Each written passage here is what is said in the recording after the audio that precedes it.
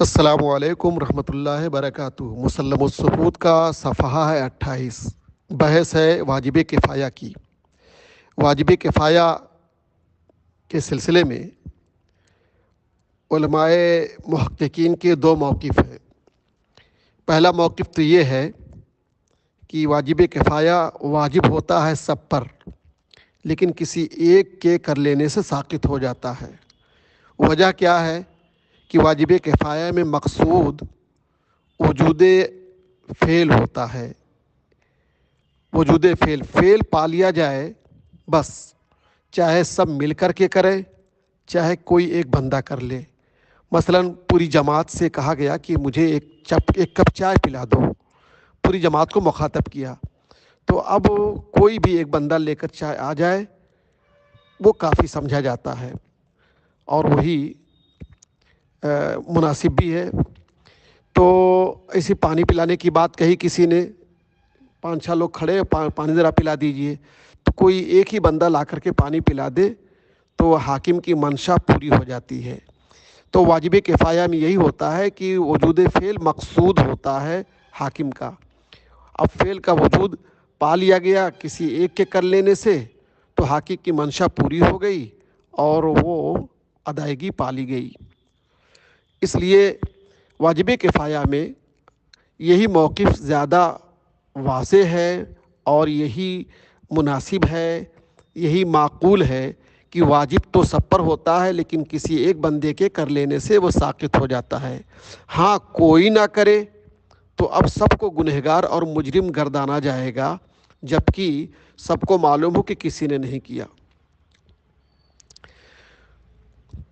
اور دوسرا موقف حضرت امام راضی کا ہے، وہ کہتے ہیں نہیں، بعض مبہم پر واجب ہے، کسی ایک بندے پر واجب ہے لیکن وہ متعین نہیں ہے۔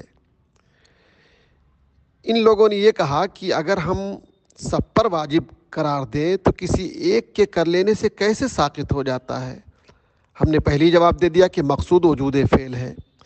جیسے 4-5 آدمی کسی ایک بندے کے لیے ضامن بن جائیں، کسی ایک آدمی کو ایک شخص پیٹ رہا ہے کہ میرا 50 روپیہ دے، 5-6 لوگ پہنچے، بھائی ہم لوگ ضمانت لیتے ہیں آپ چھوڑ دیجئے، تو کوئی ایک بندہ بھی 50 روپیہ دے دے گا تو وہ پیٹنے والا راضی ہو جائے گا اور اس کو چھوڑ دے گا، تو کافی سمجھے گا۔ تو وہی حال اس میں بھی ہے۔ لہذا یہ الجھن کہ جب سب پر واجب ہے تو بعض کے کرنے سے کیسے ساقط ہوگا؟ ایسے ہی ساقط ہوگا جیسے کہ کفیلوں پر واجب ہوتا ہے لیکن کوئی ایک کفیل ادا کر دیتا ہے تو سامنے والا اس پہ مطمئن ہو جاتا ہے۔ اور مکلف اور مکلف بہ میں زمین آسمان کا فرق ہوتا ہے۔ لہذا مکلف میں ابہام اگر ہے تو یہ مکلف بہ کے ابہام کی طرح نہیں ہوگا۔ مکلف میں ابہام کو کوئی مکلف اپنے لیے قبول نہیں کرے گا، اس لیے بعض مبہم پر وجوب کی بات کرنا یہ بالکل صحیح نہیں ہے۔ ہاں بعض اشیاء میں سے کوئی ایک شے واجب ہو یہ تو چلتا ہے، معقول بھی ہے۔ مثلا ہم نے آپ سے کہا کہ ہمیں یا تو 5 روپیہ دے دیجئے، یا چائے پلا دیجئے، یا ایک گلاس شربت پلا دیجئے، تو یا کر کے ہم نے جب کہا تو یہ دیکھیے مبہم ہے، مکلف بہ میں ابہام ہے۔ مکلف بہ میں ابہام یہ رائج ہے اور چلتا ہے، کوئی حرج کی بات نہیں ہے، اور سامنے والا فیصلہ بھی کر لیتا ہے، کوئی ایک چیز لا کے دے دیتا ہے۔ لیکن مکلف میں ابہام ہو کہ کسی ایک پر واجب ہے تو کوئی بھی بندہ اپنے لیے تیار نہیں ہوگا کہ میں اپنے اوپر اس کو واجب قرار دیتا ہوں، ہر شخص اپنے بچنے کی کوشش کرے گا۔ اس لیے ابہام فی المکلف یہ جائز ہی نہیں ہے، معقول ہی نہیں ہے، خلاف معقول ہے۔ لہذا مکلف بہ کے ابہام کی طرح اسے سمجھنا بالکل دانش مندی کے خلاف ہوگا۔ اب دوسری بحث یہاں پر ایک آ رہی ہے، کیا؟ وہی مکلف بہ میں ابہام، اس کو واجب مخیر کہا گیا ہے، یعنی چند چیزوں میں سے کسی ایک کو چوائس کرنا ہے انسان کو۔ جیسے خصال کفارہ میں، قسم کے کفارے میں آپ کے سامنے 3 آپشن ہوتے ہیں، روزے کے علاوہ 3 آپشن ہوتے ہیں: کپڑا پہنا دیجئے 10 مسکین کو، یا 10 مسکین کو کھانا کھلا دیجئے یا غلام آزاد کر دیجئے، ان تینوں میں سے کوئی ایک چوائس کر لے اور ادائیگی مان لی جائے گی، مبہم طریقے پر واجب ہے۔ علم الہی میں یہ ہے کہ کون سا بندہ کس سے ادا کرے گا، وہ الگ میٹر ہے، وہ الگ بات ہے۔ تو ابہام فی المکلف بہی یہی ہے واجب مخیر۔ اس میں ہمارا موقف یہی ہے کہ یہاں پر ایجاب مکلف بہی میں ابہام چلے گا، جائز ہے، معقول ہے، اس میں کوئی حرج کی بات نہیں ہے۔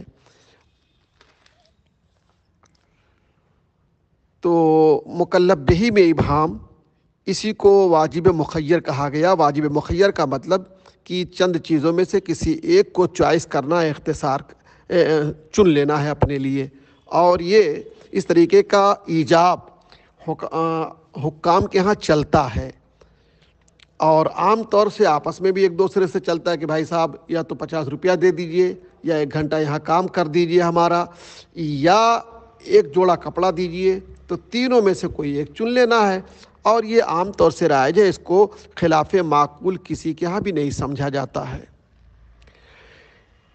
صفحہ 30 پر ایک بحث آتی ہے وقت کی۔ وقت یا تو ظرف بنتا ہے مؤدہ کے لیے یا معیار بنتا ہے۔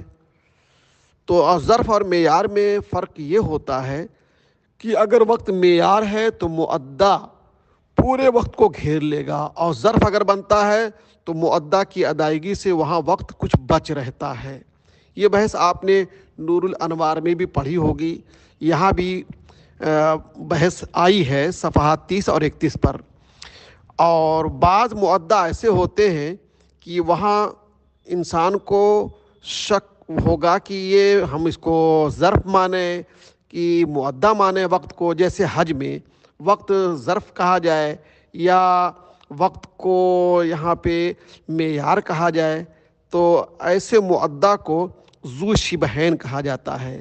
دیکھیے حج کے لیے کل وقت رکھا گیا ہے 2 مہینہ 10 دن، لیکن کل 5 یا 4 دن میں حج ہو جاتا ہے، تو اچھا خاصا وقت بچ رہتا ہے کہ آپ کئی حج کر سکتے ہیں۔ لیکن چونکہ اس میں صرف ایک ہی حج کی گنجائش ہے، دوسرے حج کی گنجائش ہی نہیں ہے، تو اس طور پہ دیکھا جائے دوسرے حج کی گنجائش نہیں ہے تو لگتا ہے کہ معیار ہے، اور اس طور پہ دیکھا جائے کہ کل 4 دن میں حج ہو جاتا ہے تو اچھا خاصا وقت بچتا ہے، تو اس اعتبار سے دیکھا جائے تو لگتا ہے کہ حج کے لیے وقت ظرف ہے۔ یہ بحث آپ کی ہو گئی 30 اور 31 پر۔ پھر اس کے بعد واجب مؤسا کی بحث آتی ہے۔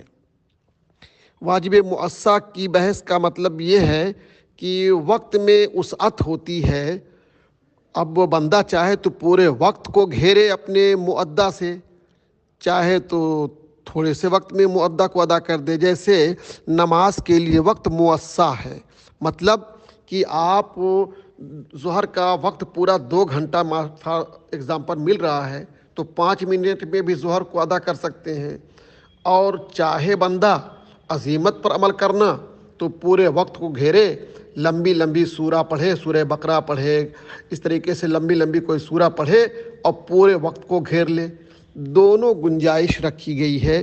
یہی ہے مؤسا کا مطلب کہ بندے کو راحت ہے اس میں۔ یہ رہی وقت مؤسا کی بحث۔ اور اس میں ایک بحث یہ آتی ہے کہ سبب وجوب کیا ہے۔ تو ہمارے یہاں کیا ہے کہ سبب وجوب جو ہے وہی وقت کا اول حصہ۔ اب وہ اول حصہ بھی کتنا ہونا چاہیے؟ ہمارے یہاں راجح اور محقق موقف یہی ہے کہ 1 آن جس میں تکبیر تحریمہ بندہ ادا کر سکے، اور بعض فقہا نے کہا ہے کہ نہیں، کم از کم ایک پوری نماز یعنی 4 رکعت نماز، 4 رکعت کی نماز کا وقت اسے مل سکے، تو یہ بعض لوگوں نے کہا ہے۔ لیکن مفتبع اور محقق موقف یہ ہے کہ 1 آن تکبیر تحریمہ کا مل گیا آپ کو تو گویا آپ نے وقت کو پا لیا۔ اب اگر آپ اس میں نہیں ادا کر سکے تو اب آپ کے لیے وہ نماز آپ کے ذمے میں قضا ہو جائے گی۔ اچھا،